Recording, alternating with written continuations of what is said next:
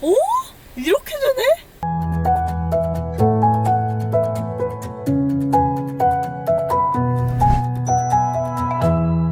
자, XC60 볼보의 베스트셀링카, 이 차량의 하이브리드 모델 T8 PHEV 리차지 차량에 탑승을 했습니다. 일단 맨 처음에 딱 출발하려고 시동을 딱 켜려고 했는데 시동 켠지를 모르겠는 거예요. 너무 조용해. 그래서 뭐지? 왜 이러지? 막 이러다가 하이브리드지? 이러고서는 출발을 시작하게 됐습니다. 그만큼 완전히 시동을 켜지 않은 상태에서 저속까지 갈 때도 차가 아주 조용하다는 느낌을 받으실 수가 있어요. 지금은 어느 정도 제가 중속으로 치고 나가고 있는데도 불구하고 소음이 크지 않죠.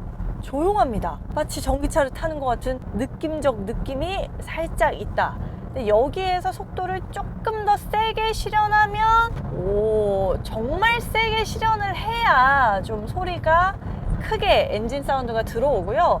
그 전까지는 웬만한 속도에서도 아주 조용한 감성을 유지를 하고 있습니다. 이 차량의 특장점이라고 말할 것 같으면 배터리 용량이 늘어났습니다. 하이브리드 하면 전기 모드로도 차를 주행할 수 있다. 그러니까 내연기관 차 기반이지만 전기 모드로만 갈 때는 전기차나 다름이 없는 거예요. 그래서 전기차 또 누리고 내연기관차 또 누리고 요렇게 갈 수 있다는 장점이 있는데, 배터리 용량이 늘어나면 전기 모드로 갈 수 있는 용량이 당연히 늘어나겠죠. 11.6kWh 배터리에서 18.8kWh 배터리로 용량이 늘어났습니다. 그러면서 주행 가는 거리가 57km 정도까지 향상이 됐어요. 그러니까 순수한 전기 모드로 57km까지 가주는 거야. 근데 요 정도면은 사실 꽤 괜찮은 수치입니다. 서울 시내 거주자의 그 평균적인 출퇴근 거리에 대한 통계치가 있는데 한 29km라고 하거든요. 이게 57km를 전기 모드로 갈 수 있다라는 건 대략 왕복 출퇴근 거리, 그러니까 약 한 58km라고 생각을 했을 때 왕복을 매일 그냥 전기 모드로만 왔다 갔다 할 수 있는 거예요. 그러면 충전만 잘 해놓으면 말 그대로 출퇴근 정도는 그냥 전기차로 쓸 수 있다 하는 수준이 나오기 때문에 매력적인 거죠. 역시 전기차와 마찬가지로 회생제동도 어느 정도 이루어지기 때문에 주행을 하시면서 약간씩 조금 더 늘어난 주행거리를 누리실 수 있다는 이점도 있습니다. 핸들링 괜찮고 직진성 좋고 가속감까지 좋은 이 3박자가 매력적이에요. 이 차량은 가속을 할 때 모터엠이 살짝 붙어주는 하이브리드이기 때문에 출력도 상당하죠. 엔진의 힘으로만 312마력을 가게 되고요. 이 모터의 힘에서 143마력을 더해주게 됩니다. 그렇게 되면 합산 출력으로 봤을 때 455마력 정도가 나와요. 사실 한 150 정도만 돼도 마력이 일상주행에는 솔직히 문제 없다라고 말하는데 이게 지금 몇 배야, 그죠? 400 출력이 넘는 정도면 얼마나 좀 강력한 파워를 내재하고 있는지 얼추 감이 잡히실 것 같기도 합니다. 근데 사실 그런 건 있어요. 숫자로만 들었을 때는 가속을 했을 때 왠지 이거보다 더 확 폭발력이 있어야 될 것 같다 라는 생각도 솔직히 조금 들기는 해요. 근데 이 차의 무게를 생각해보면 이 정도면 진짜 잘 달리네? 라는 생각을 하게 됩니다. XC60의 다른 라인업으로 봤을 때 하이브리드가 아닌 차량, 일반 가솔린 차량, 내연기관 차량 기반으로 보면 2톤이 넘지는 않습니다. 그런데 하이브리드가 되면 배터리, 모터, 무게까지 더해야 되기 때문에 2톤이 넘게 돼요. 2톤이 넘는 차를 이 정도로 가뿐하고 강력하게 몰 수 있다라는 거, 특히 이렇게 큰 공간, 이런 SUV 차량을 이 정도 느낌을 내면서 달릴 수 있다라는 거는 정말 매력적입니다. 타보시면 생각보다 시원하네? 그러면서도 안락하네? 이 두 가지의 영역에서 만족감을 최상위로 느끼실 수 있다고 보여져요.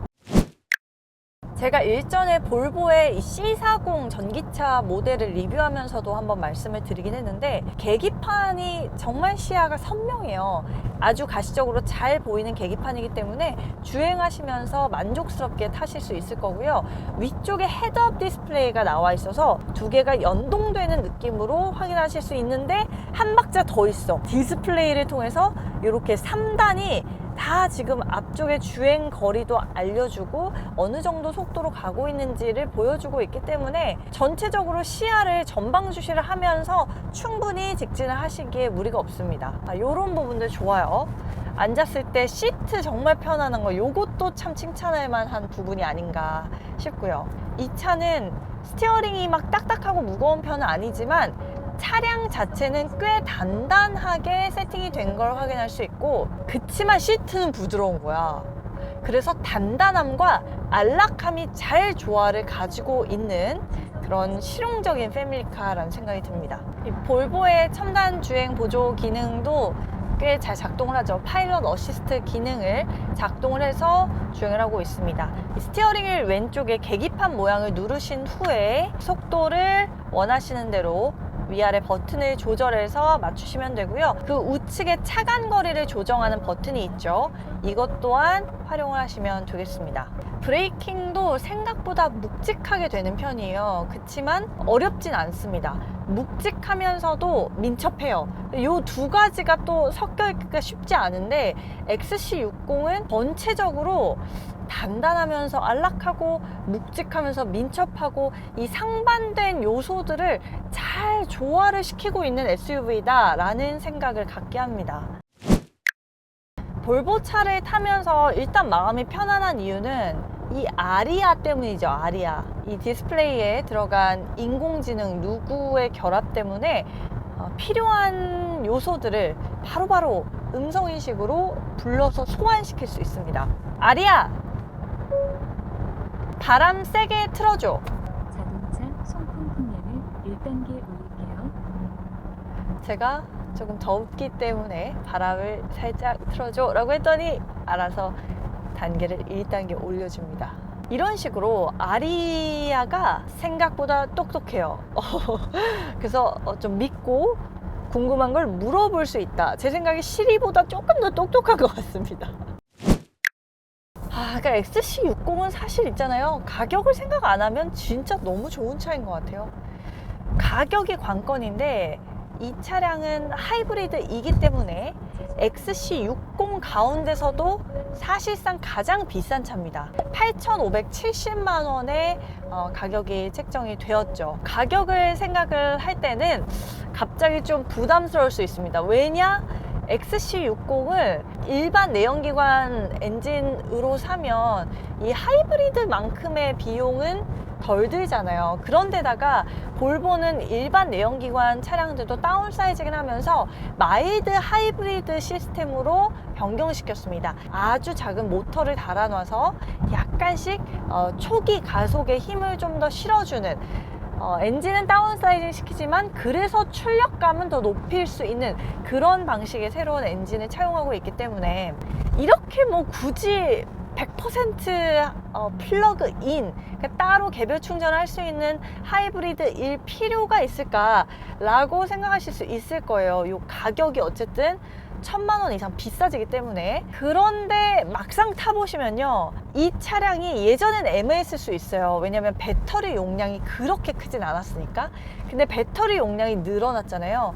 그 늘어난 용량만큼 내가 전기 모드로 갈 수 있는 주행거리도 늘어난다 라고 하면 장기적인 관점에서 연료비도 어느 정도 절약이 되는 거예요. 이런 거를 따지고 계산을 해봤을 때, 또 하이브리드 차량에 따르는 그 혜택들, 이런 것들 계산을 해봤을 때는 아주 장기적 관점에서 보면 저는 이 정도의 고급감, 그리고 무엇보다 디자인, 안란하고 편안한 주행감, 은근한 민첩성, 폭발력, 이런 여러 요소들을 결합했을 때는 상당히 팔방미인 같은 차입니다.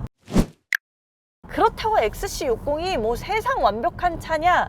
그렇다고 말할 수는 없죠. 세상에 그런 차가 얼마나 있을까 싶습니다.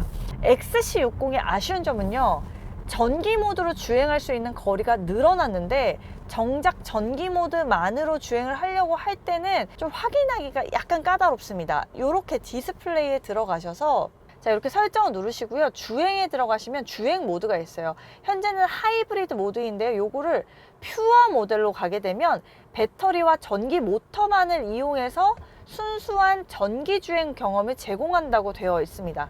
제가 이 모드를 실현하는 순간 주행 가는 거리가 1km가 늘어났어요. 갑자기 회생제동의 그 역할이 좀 강하게 들어간 것 같긴 한데요. 이런 식으로 퓨어 모드로 달릴 수 있도록 또 된다는 거, 말 그대로 완전 전기차 모드로만도 갈 수 있도록 해준다라는 얘기죠. 근데 이 퓨어 모드로 들어가는 게 좀 진입이 불편해요. 이 주행을 하면서 이렇게 모니터를 봐야 되고요. 이 버튼 다 눌러가지고 이렇게 조작을 해야 되다 보니까 요거는 개인적으로 조금 편하게 누를 수 있는 버튼 뭐 하나가 바깥에 나와 있었으면 더 좋았겠다라는 생각이 듭니다. 왜 내연기관 차량들을 보면 기본적으로 드라이브 모드가 다 바깥에 빠져서 나와 있죠. 주행할 때 굳이 다른 곳에 시야를 돌리지 않고도 다양한 모드로 주행을 하라라는 의미일 거예요. 하이브리드는 전기 모드로만 주행을 할 수도 있는 매력을 가진 차량인데 그 모드를 선택하는 게 다소 까다롭다는 거, 요거는 마이너스 포인트가 될 수 있고요. 솔직히 운전자가 타면서 느끼기에는 그다지 단점을 찾기가 좀 어려운 차입니다. 다만 제가 이 차를 2열에 한번 앉아서 타봤거든요. 그런데 1열에 대비했을 때는 승차감이 조금 아쉽게 느껴졌어요. 좀 아이러니해요. 저도 왜 그런지 의문이긴 합니다만 1열에 탑승했을 때 운전자가 느끼는 경험과 2열에 탑승객이 느끼는 주행 감각이 다소 차이가 있다. 의외로 XC60도 운전자를 위한 운전자 중심의 세팅이 조금 더 많이 이루어진 걸 확인할 수 있었는데 요거는 예상치 못했던 부분이거든요. 그래서 약간 참고를 해보시면 어떨까 싶습니다. 종합적으로 보자면 웬만한 분들이 모든 부분에서 좀 선호할 만한 팔방미인 같은 매력을 지닌 차고요. 전반적으로 만족하시면서 타실 만한 하이브리드 차임에는 분명합니다. 오랜만에 기분 좋게 한번 또 시승하면서 짧게나마 시승 후기 전해드렸고요. 저는 또 새롭고 재미난 자동차 이야기로 또 금방 또 찾아오겠습니다. 마음만은 시원한 하루 보내셨으면 좋겠고요. 다음 영상에서 뵙겠습니다. 빠이! 아이 아파라. 빠이!